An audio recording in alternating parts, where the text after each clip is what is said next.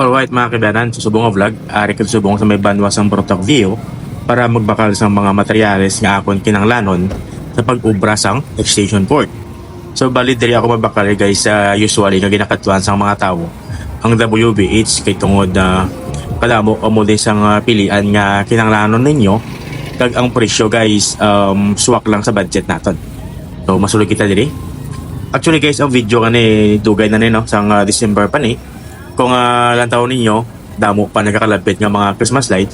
So subong na ako guys naka-chimpo kag napisanan man sa pag-edit kay tungod nga is adog ya tamad man kita mag-edit sa aton nga mga video no.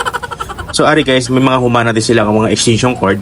Sa pagpili sa extension cord guys, dapat naton danay mabalaan kung para diin bala naton kinanglanon ang extension cord kung bala ini ay para lang sa aton nga mga charger sang cellphone kag sa mga gabmay nga mga appliances.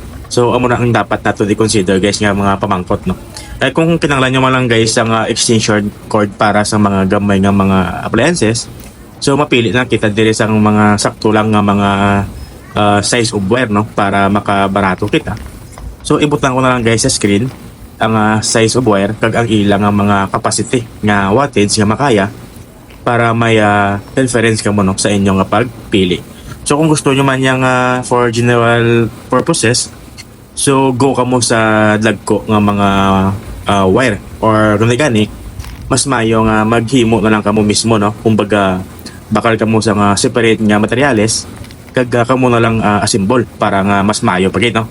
Amuning kalabanan guys nga available nga sizes 22, 18 kag number 16. So ang pili ko di guys, naggo ako sa number 16 para for general purposes na lang nato no. Kag ang pili ko di guys nga pare siya nga male plug ang mugining nami guys nga design para sa flat cord no.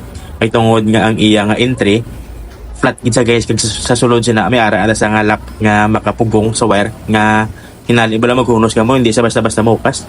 Ari na man siya pero ang design niya hindi para sa flat cord kay bilog siya no. May isa di ka klase guys aryo.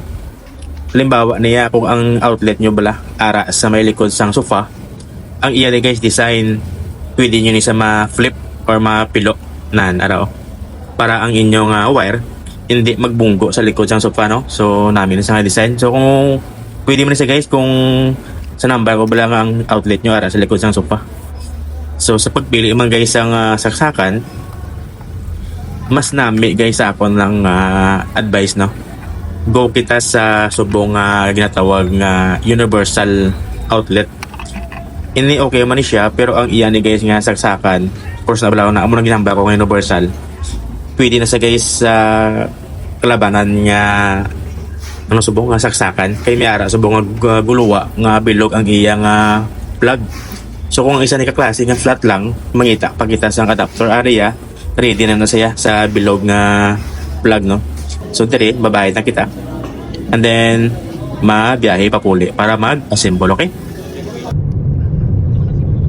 Okay, sa pag-assemble guys, basic lang sa inyo. Kaya nyo i-brown. Basta may ara lang kamo pliers kag screwdriver, makahimo kamo sinyo, okay? So tanda lang naton nga ang duha ka wire, hindi na dapat sila mag-upod no or mag-topic.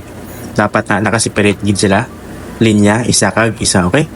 So ang mga price guys, ibutan ko lang diguro sa screen para may idea kamo kung mga pila ang nagasto ko din no, sa paghimo sa extension cord. So unahon ko di ang number 16, yung flat cord. Bali ang per meter guys ara sa 39 pesos. So 4 meters di ang ibakal ko equals 156. Next ang 3 gang outlet nga universal 75 pesos kag ang male plug nga 9 pesos. Total is 240 pesos.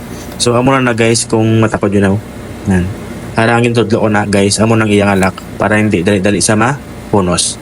So amo na guys yun nyo. Ang duwa ka wire dapat piyak wala dapat nagatapikay, okay? So kung tapos na mo i-bike ng cover kag sunod ang male plug naman, okay?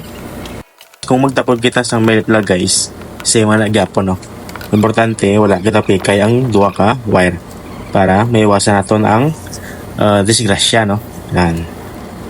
So make sure naton nga naka-screw gid maayo ang wire sa mga screw, okay? So after sina, pwede natin ma-test. Okay guys, testing na naton. Ara nakasaksak na sa outlet. Ang aton din gamiton nga pang testing guys ang amon nga electric fan no. Ara. So test naton kung gandar. Joke lang, ganda na guys. So hasta na din akong vlog. Salamat sa tanang ilang tao subong. See you in my next video. Bye bye.